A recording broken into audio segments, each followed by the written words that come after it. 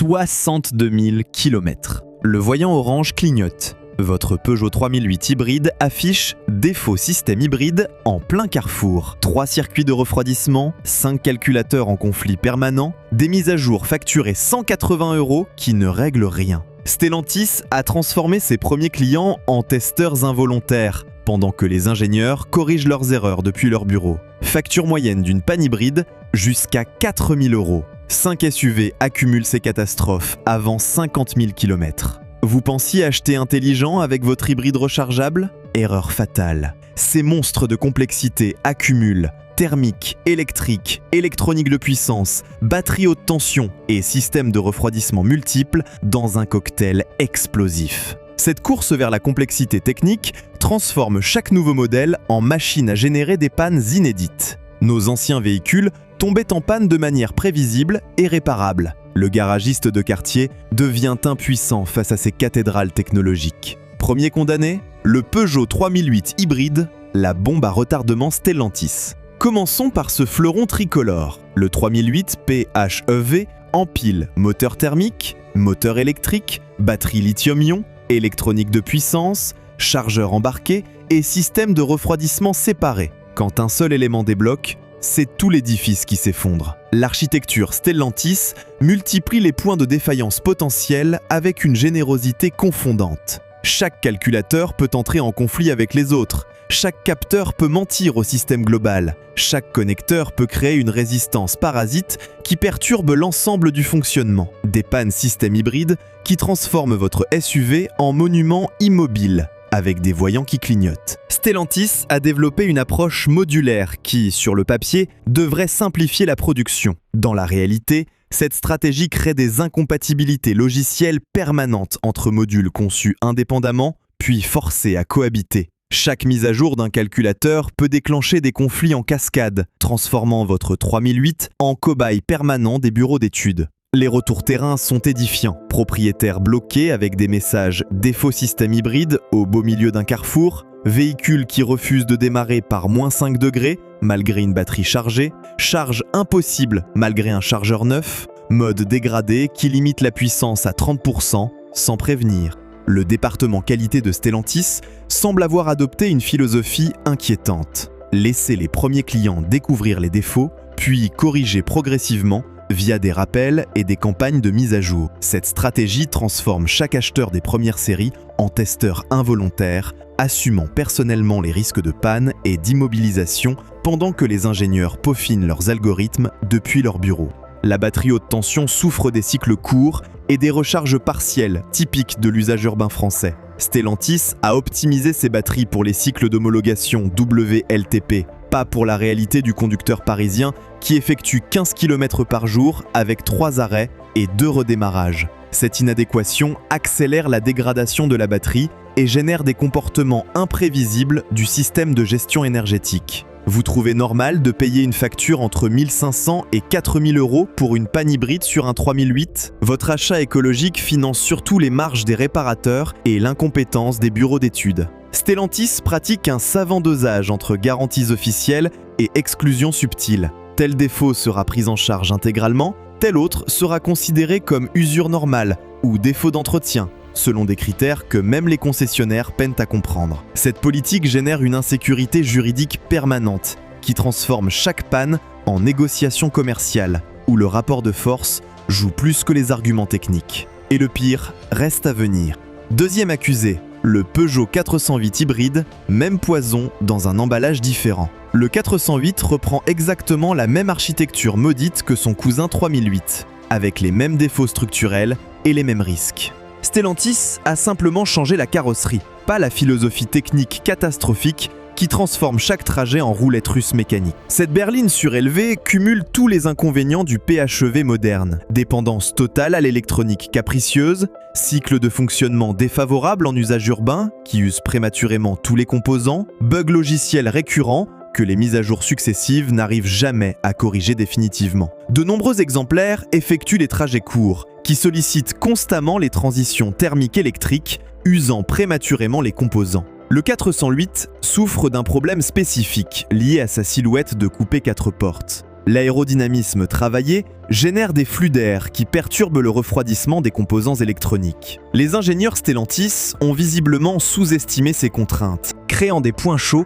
qui accélèrent le vieillissement des composants sensibles et génèrent des pannes précoces, évitables, avec une conception plus réfléchie. Les propriétaires rapportent des comportements erratiques qui transforment la conduite quotidienne en exercice de haute voltige technologique. Voitures qui refusent de passer en mode électrique malgré une batterie pleine, charge qui s'interrompt brutalement sans raison apparente, consommation qui explose quand la batterie se vide, forçant le moteur thermique à compenser dans des conditions dégradées. Le 408 hybride transforme la conduite quotidienne en négociation permanente avec une électronique capricieuse. La position de la batterie sous le plancher expose ce composant critique aux projections routières, aux variations thermiques et aux chocs. Stellantis a économisé sur la protection de la batterie, créant une vulnérabilité qui se révèle dramatiquement après quelques hivers. Les cellules se dégradent prématurément. Les cycles courts et les sollicitations constantes dégradent rapidement la batterie haute tension,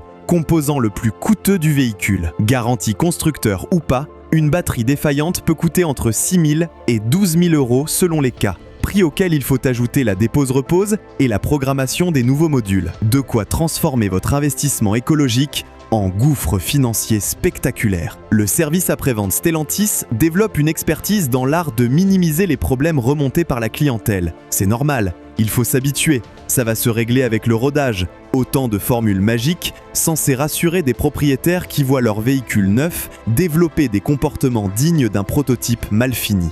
Mais attendez, ça empire. Troisième coupable, le Jeep Compass 4XE quand Stellantis rencontre l'Amérique. Jeep appartient désormais à Stellantis, donc vous héritez automatiquement de la philosophie technique européenne appliquée à un châssis américain conçu pour des usages différents. Le mariage contre nature donne naissance à un SUV qui cumule la complexité du PHEV avec l'appétit énergétique d'un vrai 4x4. Une machine à panne qui consomme comme un V8 des années 80 quand la batterie se vide, tout en ajoutant la fragilité de l'électronique moderne. Le Compass 4XE souffre d'un défaut conceptuel majeur. Son système hybride rechargeable doit alimenter 4 roues motrices tout en gérant les transitions permanentes entre les multiples modes de fonctionnement. Cette complexité supplémentaire multiplie exponentiellement les sources de défaillance et transforme chaque sortie en aventure mécanique potentielle. Les ingénieurs Stellantis ont tenté d'adapter le système PHEV européen sur un châssis de SUV américain traditionnel. Cette approche de bricolage industriel génère des incompatibilités mécaniques et électroniques qui se révèlent cruellement à l'usage. Les systèmes de traction intégrale traditionnels Jeep ne dialoguent pas naturellement avec l'électronique de gestion hybride européenne, créant des conflits permanents que les mises à jour logicielles peinent à résoudre durablement. L'électronique de gestion combat constamment pour répartir intelligemment la puissance entre l'avant, l'arrière, le thermique et l'électrique, selon des algorithmes complexes que personne ne maîtrise vraiment. Quand un seul capteur ment ou qu'un calculateur plante momentanément, c'est tout le système qui bascule automatiquement en mode sécurité. Votre 4x4 devient alors un poids mort de 2 tonnes qui refuse catégoriquement d'avancer. La philosophie Jeep traditionnelle privilégie la robustesse mécanique simple sur l'électronique sophistiquée. D'un côté, des composants mécaniques surdimensionnés pour l'aventure extrême. De l'autre, une électronique fragile conçue pour l'usage urbain policé. Cette schizophrénie industrielle garantit des pannes dans toutes les conditions d'usage. Les retours d'utilisateurs européens confirment toutes les craintes des spécialistes. Défauts récurrents du système hybride qui apparaissent cycliquement. Immobilisation inexpliquée en pleine nature. Coûts de réparation prohibitifs qui questionnent la rentabilité de ces véhicules. Le réseau Jeep en France reste dramatiquement limité, avec des délais de pièces qui peuvent facilement atteindre plusieurs semaines pour les composants spécifiques au système hybride importés des États-Unis. Et si vous cherchez d'excellents guides d'achat pour éviter ces pièges automobiles redoutables, rendez-vous sur heurdelauto.com. Dans notre boutique spécialisée, vous trouverez notre e-book incontournable « Marque et moteur à fuir contre choisir », une véritable bible des modèles à éviter et de ceux qui méritent votre argent. Notre section blog regorge d'analyses techniques approfondies pour vous former aux réalités du marché automobile contemporain. Quatrième prévenu, le Volkswagen Tiguan e-hybride, la techno-complexité germanique. Volkswagen applique sa philosophie habituelle. Quand on peut faire simple et fonctionnel, faisons compliqué et fragile. Le Tiguan e-hybride empile les couches technologiques avec un sadisme tout germanique, transformant chaque fonction basique en défi informatique digne d'un centre spatial. Une mécanique qui impressionne les ingénieurs en salon, mais terrorise les portefeuilles des propriétaires ordinaires. L'intégration PHEV chez VAG passe par une électronique omniprésente qui contrôle tout. Gestion moteur, boîte de vitesse, climatisation, direction assistée, freinage récupératif, éclairage, verrouillage, jusqu'au réglage de siège. Quand cette électronique centralisée débloque inévitablement, c'est l'ensemble du véhicule qui devient imprévisible. Les témoignages s'accumulent. Tiguan qui se met brutalement en panne limp mode sur autoroute à 130 km/h. Système qui redémarre spontanément en pleine conduite. Ordinateur de bord qui affiche des erreurs incompréhensibles en allemand, même sur les modèles français. Volkswagen a développé une architecture électronique tentaculaire où chaque fonction dépend de multiples calculateurs interconnectés. Cette approche, censée optimiser les performances et réduire les consommations, crée un système d'une fragilité extrême, où la panne d'un seul composant peut paralyser l'ensemble du véhicule. Les techniciens VAG eux-mêmes admettent en privé qu'ils ne comprennent pas toujours les interactions entre tous ces systèmes, transformant chaque diagnostic en enquête policière électronique. La boîte DSG hybridée constitue un piège vicieux que VAG a créé. Cette transmission à double embrayage, déjà reconnue fragile en version thermique pure, doit désormais gérer les interactions complexes avec le moteur électrique et ses variations de couple instantanées. Les embrayages patinent prématurément, les calculateurs se trompent dans leurs calculs, sans possibilité de réparation simple. Le système de refroidissement du Tiguan e-hybride relève de l'ingénierie spatiale appliquée à l'automobile de série. 4 circuits différents avec leurs pompes, thermostats, échangeurs, ventilateurs pilotés électroniquement selon des algorithmes que seuls les ordinateurs VAG comprennent. Cette complexité thermique génère des pannes en cascade. Une pompe qui faiblit déclenche une surchauffe localisée, qui endommage un capteur, qui fausse les calculs, qui surcharge un autre composant. L'effet domino garanti. VAG cultive une fâcheuse habitude des rappels logiciels en cascade, qui transforment leurs clients en cobayes involontaires. Votre Tiguan e-hybride devient un laboratoire roulant pour les mises à jour successives, chacune étant présentée comme miraculeuse, alors qu'elle est censée corriger les bugs de la précédente. Entre les passages obligatoires au garage pour ces interventions gratuites, vous financez directement les erreurs de conception à vos propres frais. La politique de garantie VAG révèle une créativité juridique remarquable pour exclure les pannes les plus coûteuses, défauts d'entretien, usage anormal, modifications non autorisées, autant de motifs invoqués pour transformer des défauts de conception évidents en responsabilité du propriétaire. Cette stratégie de défense systématique génère une guérilla juridique permanente entre la marque et sa clientèle, transformant chaque panne importante en négociation commerciale incertaine. 5e et dernier accusé, le MGEHS, la chinoiserie subventionnée. MG représente l'invasion chinoise déguisée en renaissance britannique nostalgique. Ce SUV PHEV cache derrière ses tarifs agressifs une réalité technique inquiétante, de l'ingénierie low-cost appliquée à des systèmes haute technologie, qui exigent une précision maximale. Le mélange détonnant promet des surprises désagréables aux premiers propriétaires qui dépasseront la période de garantie constructeur. Le HS accumule les composants de seconde zone, dans un ensemble qui tient la route tant que tout fonctionne normalement, selon les paramètres prévus. Mais quand les premiers défauts commencent à apparaître, vous découvrez brutalement la face cachée de l'économie industrielle chinoise. Pièces détachées introuvables en Europe, diagnostics hasardeux confiés à des techniciens formés sur le tas, documentation technique inexistante ou traduite approximativement. SAIC Motor, propriétaire chinois de la marque MG, applique une stratégie de conquête commerciale basée sur le dumping technologique massif. Les prix artificiellement bas de l'EHS cache une réalité économique simple. Les coûts de développement ont été minimisés en copiant des technologies existantes. Les coûts de production sont subventionnés par l'État chinois. Les coûts de garantie seront assumés par les propriétaires européens naïfs. Cette équation économique déséquilibrée garantit des déconvenues à moyen terme. La qualité d'assemblage reste aléatoire selon les séries de production et l'humeur des chaînes de montage chinoises. Joints qui fuient prématurément dès les premiers milliers de kilomètres. Connecteurs qui s'oxydent sous nos climats européens, plastique qui casse spontanément sans raison apparente, finition qui se dégrade à vue d'œil. L'électronique de gestion PHEV, grossièrement copiée sur les standards européens, mais produite avec des composants de qualité variable, transforme chaque démarrage en loterie technologique. Les ingénieurs chinois ont manifestement sous-estimé les contraintes climatiques. Les écarts de température entre l'été méditerranéen et l'hiver scandinave génèrent des dilatations,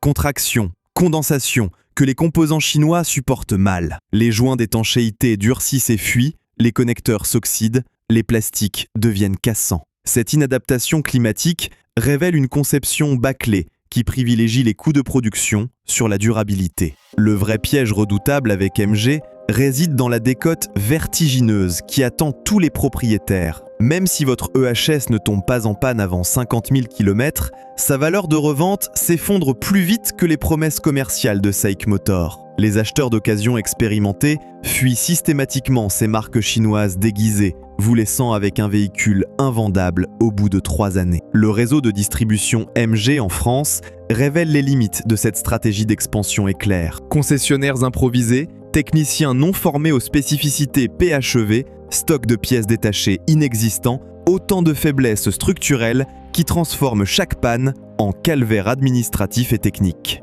MG a privilégié la quantité de points de vente sur la qualité du service après-vente, stratégie qui se révèle dramatique dès les premières pannes importantes. Vous croyez faire une bonne affaire? La stratégie commerciale de MG repose entièrement sur des subventions gouvernementales chinoises massives qui faussent la concurrence européenne. Ces prix d'appel, artificiellement bas, cachent une réalité économique simple. Vous payez la différence plus tard. L'industrie automobile chinoise utilise l'Europe comme terrain d'expérimentation pour des technologies pas encore au point. Les batteries utilisées dans l'EHS proviennent de fournisseurs chinois, second couteau, qui pratiquent une course au coût incompatible avec la qualité nécessaire aux applications automobiles. Ces cellules lithium-ion de qualité douteuse développent rapidement des déséquilibres, des pertes de capacité, des comportements erratiques qui dégradent les performances du véhicule. Remplacer une batterie EHS coûte le prix d'une voiture d'occasion fiable, transformant ce SUV hybride en piège financier à retardement. Ces 5 SUV hybrides partagent tous le même défaut originel. Ils existent uniquement pour satisfaire les normes européennes d'émissions imposées par des bureaucrates, pas pour servir les automobilistes français dans leurs déplacements quotidiens réels. Le PHEV représente l'aboutissement de l'idéologie bruxelloise. Complexité technique maximum pour des bénéfices écologiques douteux. Le tout facturé au prix fort aux consommateurs européens pris en otage. L'Union européenne a créé un système pervers où les constructeurs optimisent leurs véhicules pour réussir des tests d'homologation déconnectés de la réalité, plutôt que pour satisfaire les besoins réels de mobilité. Les cycles WLTP privilégient artificiellement l'hybride rechargeable en supposant des recharges quotidiennes que la majorité des utilisateurs n'effectuent jamais. Cette fausse écologie administrative génère des véhicules inadaptés qui consomment plus qu'annoncé